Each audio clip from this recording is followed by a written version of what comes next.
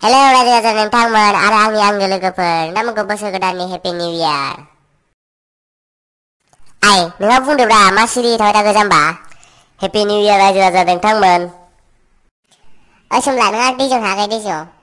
थै जाम्बा जोंफोर थाङा जायो बेवहाय। माला थाङा नोंसोरो?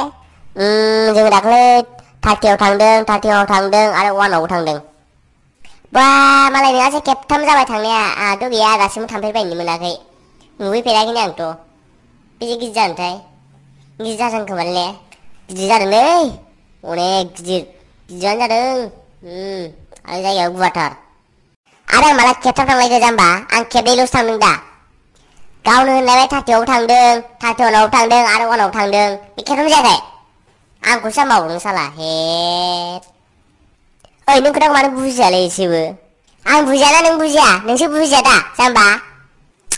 नङालै आसोल बिदि नङा नोंसो बुजिया खोथाखौ नै मोजाङै खोनासं आं लासै बुजायनोसै नोंनो। जोङो 31आव मोनायाव 9थासोआव थांबाय जों दै जिङाव। बावहायथ' सल' खननाय मोसानाय DJ दामनाय जायो नालाय 12 जानायनि एसे सिगां 3, 2, 1 काउन्टडाउन जादों। होमबा 31आव थांनाय जाबाय। 12 जानाय लोगो लोगो मा जाखो निउ इयार। नंगौ नङाबा? नंगौ। येस। होमबा जों 31आवबो थांनाय जाबाय आरो 1 थारिख 2020आवबो थांनाय जाबाय। नंगौ दा? औ। जोङो 2019आव थांबाय 2020आव फैफिनबाय जों आसोल दै जिङाव। बा बोसोरसे थाहैबाय नोंसोर बावहाय 2019आव थांनानै 2020आव फैफिनलायनाय। बा बारे हालालै नोंसोरजों। नङालै बाल मानो खोथाखौ बुजिया नोंलाय?